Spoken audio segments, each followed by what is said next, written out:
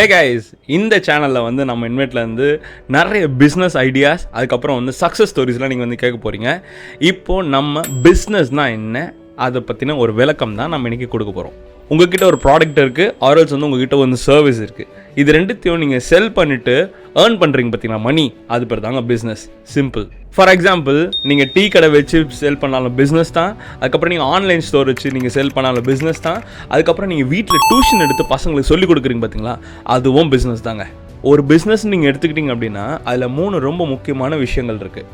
First, நீங்கள் choose பண்ணுற product ஆர்எல்ஸ் service, அதில் வந்து நீங்கள் எக்ஸ்பீரியன்ஸ் இருந்தீங்க அப்படின்னா உங்களோட பிஸ்னஸ் டாப் நாச்சாக வரும். செகண்ட், உங்களோட கஸ்டமர்ஸ்க்கு நீங்கள் எந்தளவு வேல்யூ கொடுக்குறீங்களோ அந்தளவுக்கு உங்கள் பிஸ்னஸ் ப்ராஃபிட்டபுளாக வளருங்க.